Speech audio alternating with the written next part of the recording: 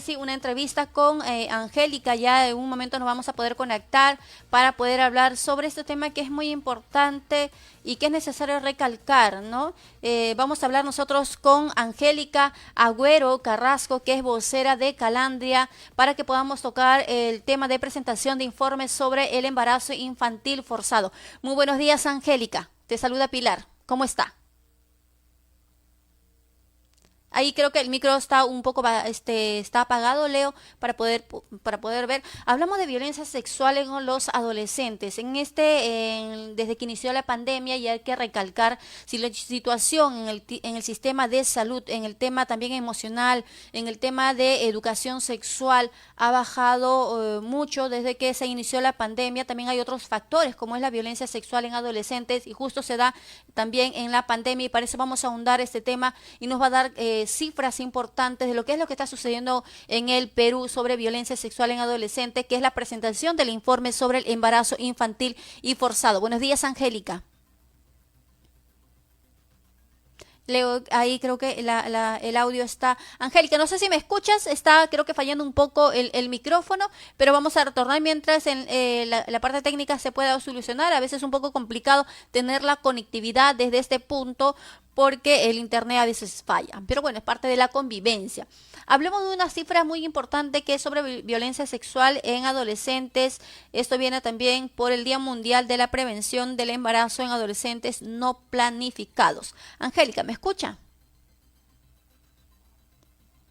Sí, está fallando creo que un poco el teléfono, pero bueno, volvemos a retornar, Leo, ¿no? Retornamos un momento con Angélica hasta que pueda haber una mayor conectividad, pero podemos, sí, de repente por llamadas, perfecto, muy bien. Entonces podemos conversar con Angélica algo que nos va a resaltar sobre esta cantidad de personas. Es muy fuerte decir cantidad, pero hablamos de muchas personas que han sido atentadas contra su vida, hablando de violencia sexual en adolescentes, ¿no? Que es una dura realidad, sí. Que lo estamos viviendo, sí. Que no podemos tapar el sol con un dedo, sí. Que hay muchas personas que han sido afectadas, han sido abusadas, que justamente en la pandemia han sido vulnerados sus derechos, han sido muy afectadas, y muchos también niños, niñas que han vivido con sus progenitores. Hablamos de su padre de familia. No todos los padres son cuidadores, pero hay algunos padres que no han podido cuidar como corresponde a sus niñas. Entonces, lamentablemente, se ha perjudicado, ha manchado su vida, incluso en el tema psicológico y físico, han sido varias niñas, y esto también ha surgido mayor incidencia en la pandemia porque tú has vivido con tu agresor, tú has vivido con esa persona que realmente te ha hecho daño. Entonces, ¿cómo queremos tener un claro ejemplo de cuántas personas han sido afectadas y qué es lo que está haciendo el Ministerio de Salud? Porque no solamente es mostrar cifras, no es mostrar cifras de cuántas personas han sido vulneradas sus derechos, cuántas niñas o niños también han sufrido abuso sexual, sino es que también saber qué cosas hacer frente a ello, qué cosas podemos hacer como padres de familias, como autoridades, como maestros, porque hay muchos maestros que están en conectividad con los niños, ya sea 1 hora, 2 horas o 4 horas, pero siempre deben recalcarte que si un niño o una niña está siendo abusados, deben confiar en sus padres, de que acá no hay temor, de que siempre a los niños les van a decir, o a las niñas les van a decir, si le dices a tu mamá o a tu papá, yo le puedo agredir a tu mamá o a tu papá. No, hay que enseñarle de que la verdad, ante todo, a pesar de que duela, y sí, va a doler, pero es mejor cortar desde la raíz y decir, si mi niña o mi niño está siendo afectado por violencia sexual, tenemos que decirlo, y hay que enseñarle a nuestros niños que los cuerpos siempre tienen que, nadie tiene que tocarlo. Así que, bueno, vamos a hablar, a ver si tenemos la conectividad por llamada telefónica a través de un enlace con Angélica Agüero Carrasco, que es vocera de Calandria, para hacer la presentación del informe sobre embarazo infantil forzado. Buenos días, Angélica. Buenos días. Buenos días, Angélica, mucho gusto. Es un gusto igualmente estar con ustedes. Hablábamos, Angélica, sobre la presentación del informe sobre el embarazo infantil forzado. Son cifras de una dura realidad que está atravesando el Perú. Así es, amiga. Esta es una cifra que a todos nos debería preocupar mucho porque significa que son niñas que están limitando su vida, se les está limitando, se les está cortando digamos, el derecho a una vida libre, sin violencia, sin o sea, se les está dejando sin posibilidad de seguir estudiando, se les está dejando sin posibilidad de organizar su vida en el futuro, ya sea profesional o ya sea como madre de familia, en fin, todos los traumas que acarrea un embarazo infantil y en adolescentes. No nos olvidemos que hay algunos casos que todavía son en niñas, ¿no? De 10 años, cuando estamos hablando de niñas de 10 años, ni siquiera son niñas adolescentes todavía. Entonces, claro que sí, este es un problema que debe alertarnos a los padres, las madres, pero también a las autoridades. ¿Qué hacemos frente a ellos? ¿Cómo podemos prevenir? Creo que una de las formas de prevenir esto es cuando empezamos a hablar en la escuela sobre estos temas, en la escuela y en casa, ¿no? Que hay que hablar con las niñas directamente, con nombre propio, cada cosa, y no estar pensando de que son muy niñas para saber el tema, porque si no lo hablamos los padres o los profesores, lo hablan desgraciadamente otras personas que no tienen una buena intención en ese sentido. Entonces yo creo que es muy importante tomar en cuenta esto y los papás, las mamás a conversar con sus hijos de este tema. ¿Qué pasa si se pasa más allá de un beso? ¿Qué pasa si hay alguien que la acosa?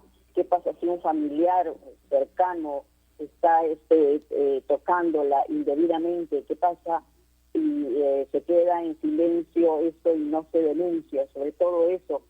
Una vez ocurrido el hecho, desgraciadamente, si ha pasado algo, hay que denunciar, no hay que quedarnos callados. Está la línea 100, están las comisarías cercanas, están los CEN, que todos tienen la obligación, no es que si quieren, no, ellos tienen la obligación de recibir las denuncias y los centros de salud de darles inmediatamente el kit de prevención. Son cosas que debemos conocer y tener en cuenta para que nuestras niñas no sufran, y también el apoyo psicológico, porque no solamente causa problema en lo físico, sino también en lo psicológico. O sea, eso es algo que creo que es muy importante para los padres, para los maestros, estar atentos. Aún ahora en pandemia, mira cuántos casos estamos viendo. Así es, ¿no? Angélica. Y eso que estamos en casa.